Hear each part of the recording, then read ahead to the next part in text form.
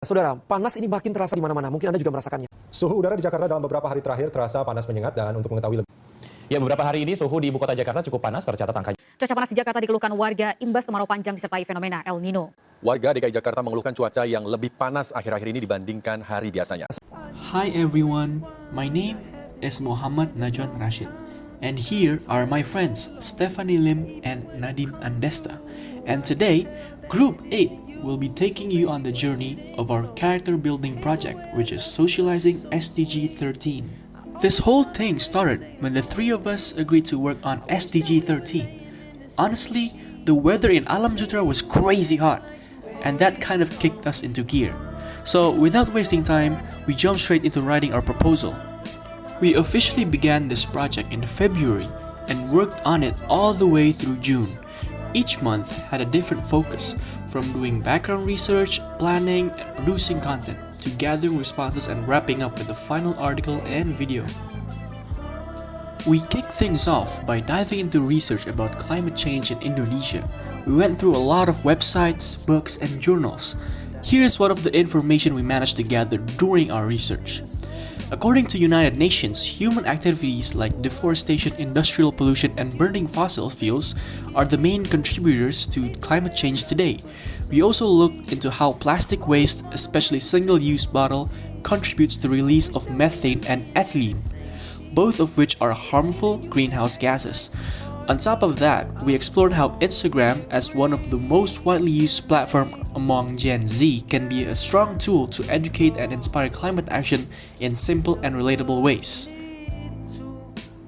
Once we understood the key issue, we started designing our digital campaign. Instagram Reels felt like the best tool. Short, visual, and super shareable. Perfect for Gen Z. We created short educational videos with clear message, reduce electricity use, cut down on single-use plastic, and try public transportation more often. We kept it simple and visualized to make it easy to follow.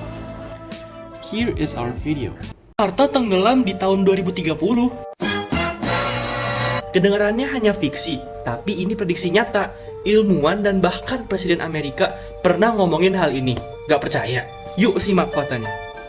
Jakarta, terutama di bagian utara, sekarang udah turun 10 cm tiap tahun. Nah, dalam kurun waktu 10 tahun ke depan, kira-kira bakal turun 1 meter lagi. Kenapa sih bisa gitu? Ada dua hal yang menjadi pemicunya. Yang pertama itu, kita terlalu banyak ngambil air tanah. Yang kedua, permukaan laut yang semakin meningkat. Karena apa? Ya, pemanasan global.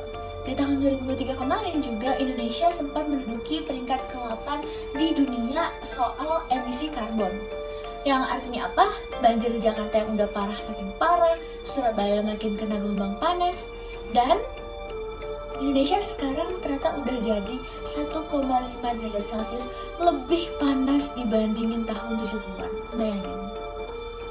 Pemanasan global itu kayak selimut raksasa yang gak kelihatan. Karena terlalu banyaknya efek dari gas rumah kaca yang akhirnya bumi kejebak panas, kita nggak bisa keluar, dan akhirnya apa? Suhu makin naik, polusi makin parah, dan cuaca makin rusak. Dan yes, ini udah ngaruh banget ke hidup kita. Listrik bisa mati karena semua orang di rumah nyalain AC barengan. Tidur makin susah gara-gara malam tetap panas. Asma dan alergi makin sering karena udara makin kotor. Air bersih pun makin susah dicari sekarang karena harga yang semakin mahal. Badai, banjir, kebakaran hutan, semuanya makin sering loh, dan membuat biaya perbaikan rumah jadi semakin mahal. Sekarang lo mungkin mikir, gue sendiri nih, bisa ngapain aja sih? Ini masalah gede banget. Percaya deh, aksi kecil itu efeknya nyata. Sesimpel mematiin AC pada saat lo nggak perlu, lo bisa hemat 0,57 kg karbon dioksida setiap jamnya.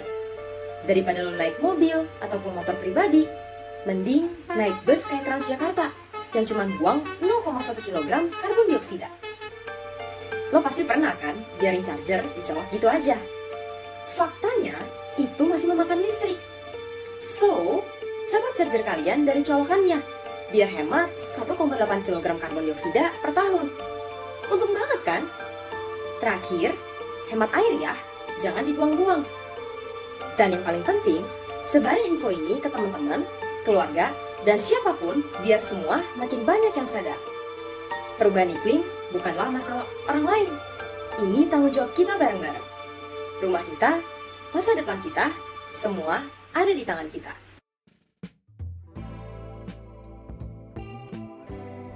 When we posted the videos on Instagram, the response was great. People engaged, gave positive feedback, and shared the content. Proof that social media can really help get the important message across. Here are some comments that were left on our video. Visual dan narasinya saling mendukung, bikin pesannya nyampe banget. Edukasi kayak gini penting banget buat generasi sekarang. From Rasha Kila. We didn't stop at social media, we also talked to people directly, especially those who still use plastic bottles every day.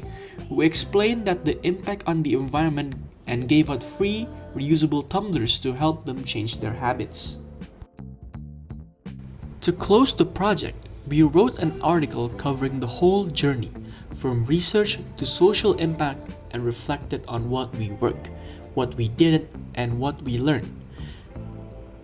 This project showed us that small actions really can make a big difference when they're done consistently, whether it's online or offline. Environmental education matters, and there are creative ways to make it stick. Thanks for watching our project report. We hope it inspires you to take real steps toward protecting the planet and fighting climate change.